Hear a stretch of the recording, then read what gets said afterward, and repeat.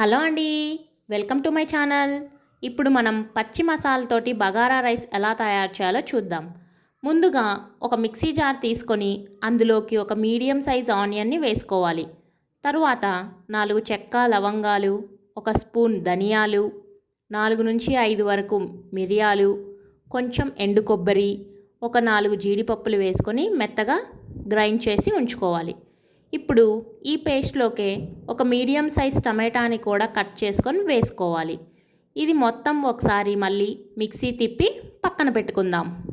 ఇప్పుడు ఒక కుక్కర్ తీసుకొని అందులోకి 2 నుంచి 3 టేబుల్ స్పూన్ల ఆయిల్, అలాగే ఒక 2 టేబుల్ స్పూన్ల బటర్ని కూడా యాడ్ చేసుకొని హీట్ చేసుకుందాం.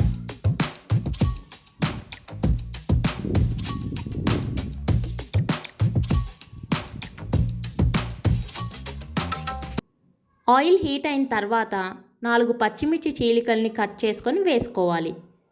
ఈ పచ్చిమిర్చి చీలికలు వేగిన తర్వాత ఒక మీడియం సైజ్ ఆనియన్ని కూడా కట్ చేసుకొని ఫ్రై చేసుకోవాలి.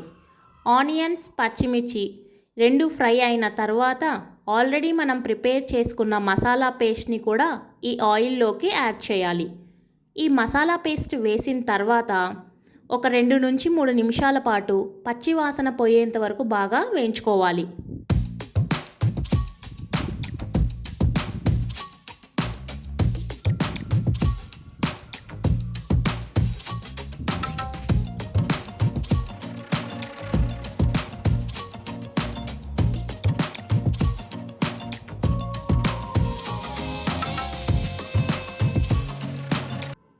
2 నిమిషాల తరువాత ఫ్రెష్గా దంచిపెట్టుకున్న అల్లం వెల్లుల్లి పేస్ట్ని ఒక 2 టేబుల్ స్పూన్లు యాడ్ చేసి మళ్ళీ ఒకసారి మొత్తాన్ని మిక్స్ చేసుకోవాలి.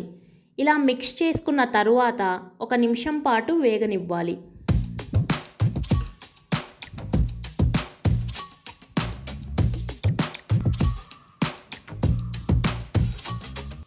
మన రుచికి సరిపడా ఉప్పుని కూడా యాడ్ చేసుకోవాలి.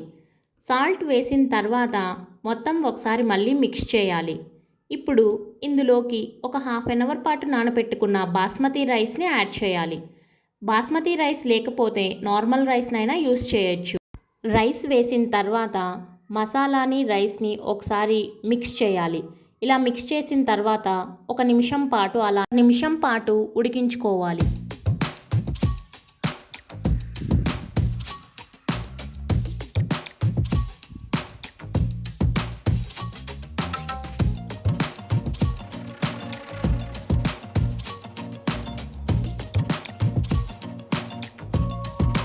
ఇప్పుడు మనం తీసుకుంది బాస్మతి రైస్ అయితే 1 గ్లాస్ రైస్కి 1.5 గ్లాస్ వాటర్ని యాడ్ చేసుకొని ఉడికించుకోవాలి.